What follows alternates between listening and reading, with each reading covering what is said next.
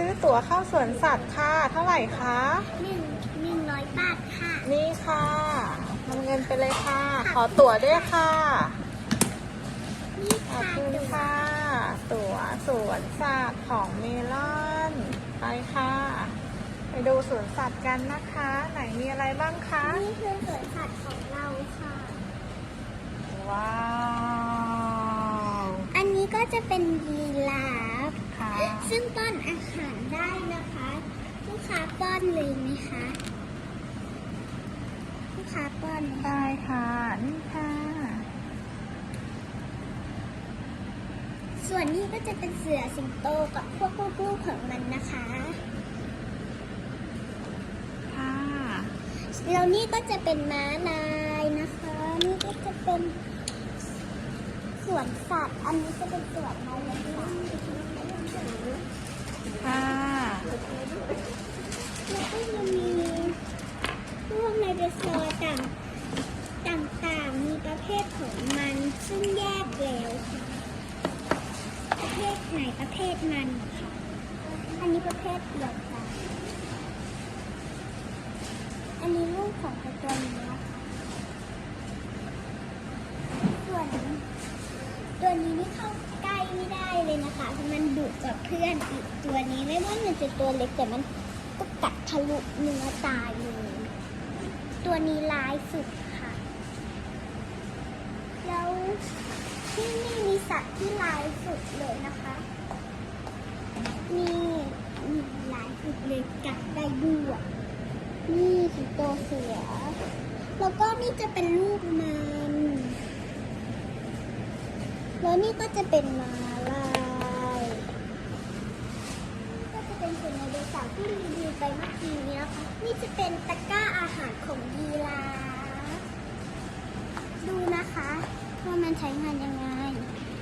นี่มันใส่แบบนี้เลยนะคะแล้วก็ให้ยีราฟเก็บกินส่วนอันนี้ก็จะเป็นน้ำให้มันกินนี่ก็จะเป็นอันนี้ค่ะที่มันฝาปิดข้าวปิดเปิดนะคะนี่ก็จะมีอูฐมีฮิปโปมีช้างแล้วก็มีต้นไม้มีต้นกระบองเพชรแล้วก็มีต้นกระบองเพชรอีกต้นหนึ่งที่ลายสุดต้นนี้แล้วก็มีต้นมะพร้าวอีกต้นหนึ่งนี่คือต้นกระบองเพชรกับต้นมะพร้าวแล้วนี่ก็จะเป็นหินซึ่งเป็นบ้านของเสือบ้านของเสือตัวนี้นะคะบ้านของเสือตัวนี้บ้านอันนี้บ้านของเสือส่วนอันนี้บ้านของ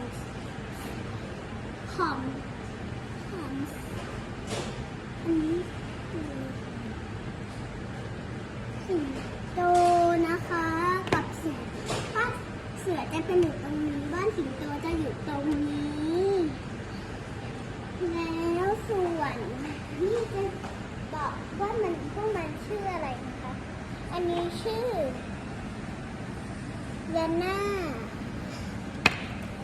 เกอร์เนลอันนี้ชื่อเรนโบว์อันนี้ชื่อน้องสายลุงอันนี้ส่วนพวกอื่นๆก็ยังไม่ได้ตั้งชื่อแค่ส่วนนี้ค่ะเพราะส่วนนี้ไม่หลัก